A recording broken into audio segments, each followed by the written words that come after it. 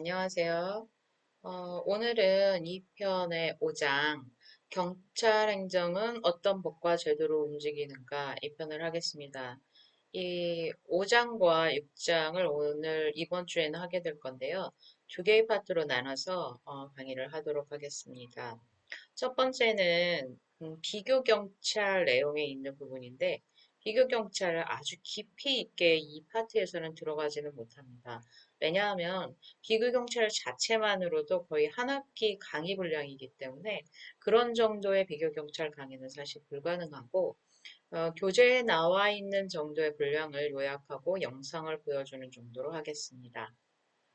그러면 이 강의를 어, 나가기 전에 여러분 교재는 185페이지고요. 경찰 제도의 기본 토대입니다. 1절. 여기에 보시면 경찰은 어떤 업무를 하고 어떤 가치를 가지고 또 어떤 법령의 적용을 받느냐 이런 걸 공부하는 장이에요. 경찰 행정은 기본 경찰이 되신 다음에 어떻게 경찰의 업무를 처리할 수 있는가, 어떤 가치관과 지향을 가지고 시민을 대하는가, 어떤 법령에 근거해서 법 집행을 하는가 이런 것을 공부하게 됩니다. 경찰제도의 기본 토대라고 되어 있어요. 경찰의 업무는 기본 권력작용입니다. 물론 요즘은 112 신고 같은 데 보면 경찰의 권력적용과 관련이 없는 분야가 상당히 많아요. 그리고 경찰 업무 중에 한 80%는 비권력작용이라는 서비스적 성격을 갖고 있는 파트가 많다라는 학술 근거가 상당히 많습니다. 학술 연구가. 그리고 그렇기 때문에 법치주의에 근거하여야 한다. 권력이라는 기본 속성이 뭔가요? 국민의 생명, 때로는 신체의 자유, 거주의전의 자유, 재산권 등을 어, 제압합니다. 제한하기 때문에 강력한 인권과 충돌이 있을 수 있는 상황이 있어요. 강력하게 인권을 제한하는 상황. 이때 법에 의해야지 그냥 법의 토대 없이 법 집행을 한다는 게 가능할까요? 가능하지 않습니다. 그래서 경찰 행정의 기본은 법치주의예요. 법을 아셔야겠죠? 그래서 여러분들이 경찰법학과를 지원한 거고요. 하지만 모든 법령을 다 할 수는 없어요. 아주 기본법으로 얘기되는 게 경찰공무원법, 경찰관 직무집행법. 여기 뭐라고 돼 있나요? 경찰의 업무는 뭐다? 국민의 생명, 신체, 재산을 보호하고 사회 공공과 공공의 안녕 질서를 유지를 목표로 한다라고 나와 있습니다. 예. 그러다 보니 이런 법령에 의하기도 하고 이런 딱딱한 몇 조, 몇 항 이것만 가지고 법 집행을 할 수는 없죠. 경찰한테 요구하는 정치적 중립성이라는 게 있습니다. 예. 그리고 누가 주인이에요? 국민이 주인입니다. 또한 능률성을 극대화하기 위해서 우리 경찰청이 있지만 그 견제기구로 누가 있죠? 예, 경찰위원회가 있습니다. 우리 경찰위원회에 대해서는 경찰학 시간에도 공부를 할 거고 또 이 부분에서도 경찰위원회에 대해서 또 뒷파트에 가시면 설명을 들을 거예요. 이렇게 이원화 구조. 우리는 독임제, 중앙집권의 강력한 경찰청과 또 하나 이걸 견제하는 경찰위원회로 구성되어 있다. 또 하나 경찰 생활을 하시면서 알아야 될 법이 있습니다. 경찰이 어떻게 조직화되어 있나? 경찰청 상호관계는 어떠한가? 또한 관할이란 뭔가? 경찰은 어떤 계급체계로 구성되어 있나? 이런 게 규율되어 있는 게 경찰 조직법입니다. 그래서 기본 경찰 공무원법, 경찰관 직무집행법, 경찰 조직법, 우리 뭐 행정법 시간에도 배우는 것으로 알고 있습니다. 특히 첫 번째 나와 있는 경찰관 직무집행법은 경찰 작용에 대한 일반법이에요. 그리고 그 각각의 업무, 보안이나 경비나 교통, 각종 법률로 되어 있으면서 경찰 업무를 규율하는 법령이 기본은 경찰관 직무집행법입니다. 물론 각각의 규칙이 또 있어요. 뭐 경비규칙, 교통사고 조사에 대한 거, 도로교통법, 교통사고 처리법, 각각의 법령이 있지만은 그 기본은 경찰공무원법, 경찰관 직무집행법, 그리고 경찰조직법에 의한다. 그리고 머릿속에 장착해야 될 가치관은 뭐다? 중립성, 민주성, 능률성. 세금에 의하기 때문에 그 능률성도 담보돼야 된다. 그리고 여기 등장한 개념이 뭐가 있다? 경찰위원회가 있다. 그래서 여러분 교재 185페이지부터 해서 경찰제도, 경찰이란 시스템은 어떻게 구성되어 있는가를 보았습니다. 예. 교실에서 만났다고 하면, 강의실에서 만났다고 하면 교재를 조금 더 보고 이렇게 넘어가겠지만 여러분이 지금 어떤 상황에 있는지 제가 알 수가 없어요.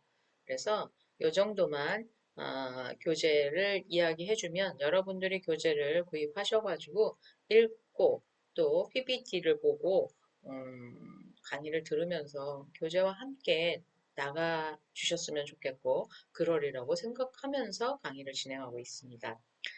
2절입니다. 189페이지. 여기 보시면 경찰위원회가 드디어 등장합니다. 경찰위원회. 어, 경찰 관련된 학문을 하면서 위원회에 대한 부분 없을 수가 없어요. 상당히 중요한 기구입니다. 여기선 경찰 전반에 관한 인사, 장비, 예산 이런 걸 심의하고 의결할 수 있습니다.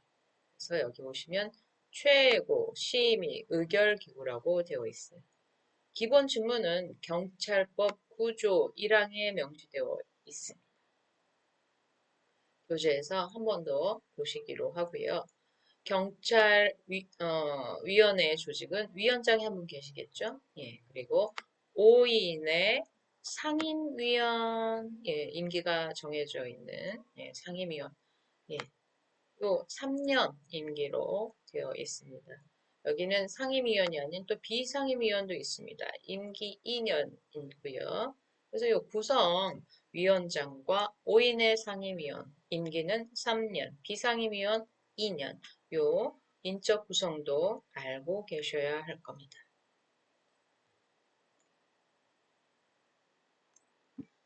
이 부분을 교재 보면서 다시 정리해야 될 것 같은데 5인이 비상임위원입니다. 5인이 비상임위원 이 교재에서 다시 찾아봐 다른 교재도 다 이렇게 나와 있고요. 그리고 5인이 비상임이고요. 나머지 예, 한 명만 상임위원입니다. 예, 여기가 오타인 것 같아요.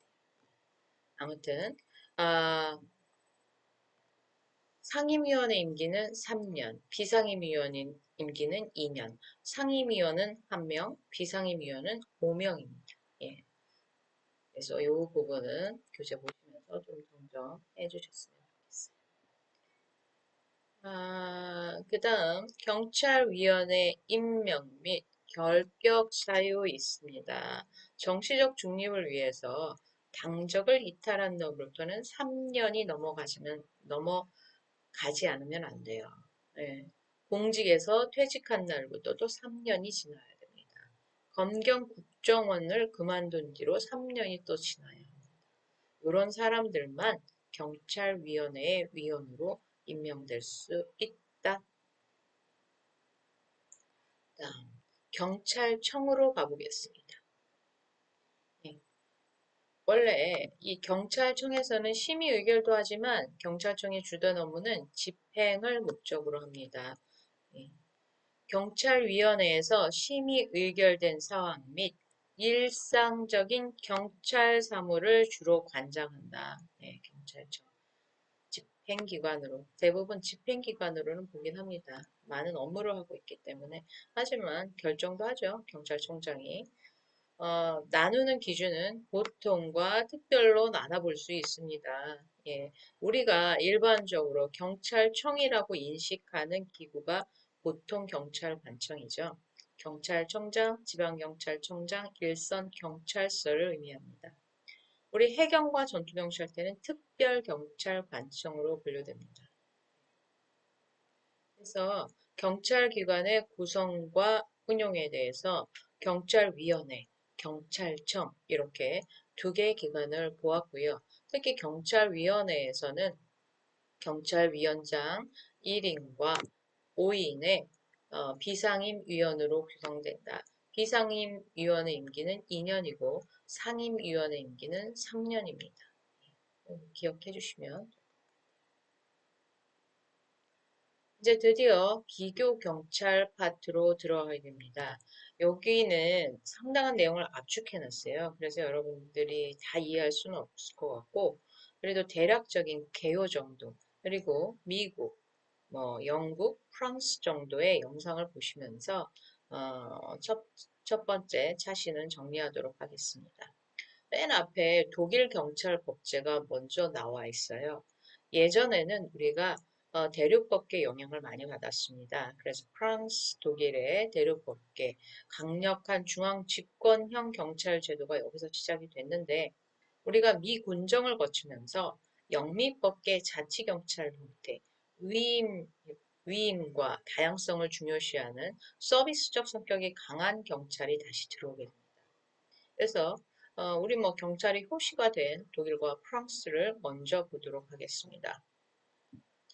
독일은 여기 보시면 독일은 뭐가 생각나나요? 예, 큰 성인 기억나시죠? 주가 있었습니다. 주 정부가 강력한 중앙 집권적 경찰 조직을 가지고 각 주마다 자체 법령 체계를 가지고 운영되는 나라가 독일입니다.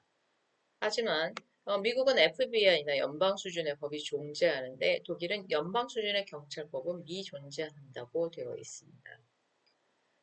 하지만 연방경찰의 어떤 기능은 그대로 살아있는데요. 연방경찰은 아주 전국적 사항이랄지, 긴급사태랄지, 공안 등, 공공의 안녕이겠죠. 안보에 관한 것들, 이런 것에는 연방경찰이 경찰권을 행사하고 있습니다. 그리고 주의 독립예산으로 주 경찰이 운영됩니다. 그래서 독일의 경찰 대략적으로 봤습니다. 우리나라에 직접적인 영향을 끼쳤다기보다는 법제에 상당 부분 독일 법의 어떤 가치관, 철학, 이념들이 많이 남아 있습니다. 그래서 요 정도 독일 법제. 시험에는 잘 사실은 독일에서 공부하신 분들은 우리나라의 어떤 주류를 형성하지는 못했기 때문에 많이 등장하진 않지만 여러분들이 좀 독일까지는 알고 계셨으면 좋겠습니다. 그다음 두 번째, 여러분 교재 194페이지입니다.